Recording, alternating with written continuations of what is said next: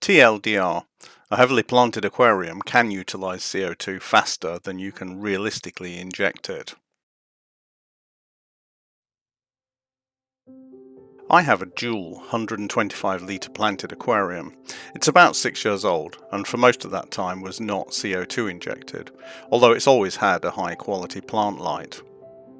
It's well stocked, with a shoal of around 40 cardinal tetras, a couple of whiptails, some L260 Queen Arabesque, 4 ottos, and my pretty but quite annoying plant eater and general disruptor, an LDA 031 mustard spot plec. Plus a handful of shrimps, some MTS to keep the substrate healthy, and a couple of nerite snails, which I was told would eat my BBA. Spoiler alert, they don't. Nothing eats BBA unless you kill it first. Your mileage may vary, but seriously, nothing will eat it. It's been argued that for 125 litres that's a bit overstocked. After 35 years of keeping various aquaria, in this case I disagree, but that's a discussion for another time. I'm just saying that to head off the inevitable comments unrelated to the topic of interest here. One of my long-term objectives has been to establish a lush foreground carpet. I've tried many things with and without CO2 in the past, and generally met with little success, especially with Monte Carlo, which, despite my best attempts, I have not been able to grow. So recently, I decided to go back to a CO2 injected system. In the past, I've implemented CO2 using a hodgepodge collection of parts, but this time decided to use a complete system from one manufacturer, in this case JBL. I highly recommend it, although you have to pay attention to where you buy the CO2 probes. They're quite hard to find and they're not included and have a limited 2-year service life. Once I had it set up, I noticed that I was struggling to get the pH controller to hit the set point for optimum CO2 injection. After trying a number of things, it occurred to me that maybe once the dissolved CO2 hit a certain point, the plants were actually metabolizing it quicker than I was injecting it. I've never come across this before, so I decided to do a test. Just for reference, my tap water is incredibly soft, DKH 0.2, so I add potassium bicarbonate and calcium carbonate in a 50-50 mix to get the KH up to around 3. The reason for this is at KH 0.2 and the optimum dissolved CO2, the water would be quite acidic, maybe around pH 5.5 or less. And generally CO2 controllers don't have the option of working below pH 6. I used potassium rather than sodium bicarbonate because I read somewhere that using sodium was in some way bad. I don't know if that's true. The calcium carbonate, which is almost insoluble, is part of another experiment, but I'm not going to talk about that here. So at KH3, I can set the controller to switch at around 6.7 pH, with a hysteresis of plus or minus 0.1, so it switches off at pH 6.6 and back on again at pH 6.8. For reference, the other tank parameters during this test were KH3, GH7, phosphate less than 0.5 and nitrates 0.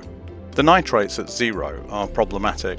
I use various substrate and water fertilizers such as TNC Complete and API plant tabs, but unless I significantly overdose, I can't get my nitrates to be measurable.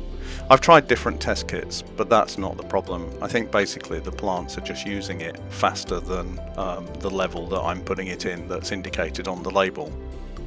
Anyway, back to the test. Plants metabolize CO2 at a rate dependent on the amount of CO2 dissolved in the water, all other things being equal. So as the concentration of CO2 in the water increases during the day, the plants use it at an ever-increasing rate. It occurred to me that at some level, the rate of consumption might exceed the rate at which I'm injecting it, and hit an equilibrium point. I set up a time-lapse camera to watch the CO2 controller for a 48-hour period. The first 24 hours with the lights on as normal, and then the second 24 hours with the lights off. My assumption being that would massively affect the CO2 uptake rate. So here is the result. The top time lapse is with lights on, and the bottom time lapse is with lights off. It represents a 24-hour period from midnight to midnight. To the right is a time graph of the pH, a proxy for dissolved CO2, lights on and lights off over the same 24-hour period. At midnight, the pH is approaching its maximum, which means minimum CO2, just atmospheric CO2, as the unutilised remainder of the day's injection of CO2 is gassed off by the power head that I also have in the tank, which I run during the night. No CO2 is injected after the lights go off at the end of the day. It's turned off by a second control valve on a timer. At around 5 AM, you can see the timed CO2 valve has turned on. The power head turns off at this time. As the pH is way above the set point, the CO2 controller also turns on. CO2 starts to be injected and the pH starts to fall. Initially, the pH on both days falls at the same rate, but then it gets interesting as the lights come on. You can clearly see, with the lights on, the pH starts to fall more slowly as the plants are metabolizing some of the injected CO2. As the CO2 concentration increases, indicating by the falling pH, you can see from the slope of the curve that plants are clearly now using it up faster. Eventually, it hits an equilibrium point at around 22 ppm CO2, where in the case of my system, the plants now appear to be using the CO2 at the same rate at which it's being injected. So with the lights on, the controller never gets to the set point of pH 6.6, so the CO2 basically just runs all day. Eventually, the timed control valve forces it off. At that point, the plants are still metabolizing it. You can see the pH increasing quite quickly, until the lights go off and the CO2 is no longer being used by the plants, at the same rate as with the lights on. After the lights go off, you can see the slope of the curve is the same in both the lights on and the lights off test. And then the power head comes on, and the rate at which the CO2 is gassed off increases substantially.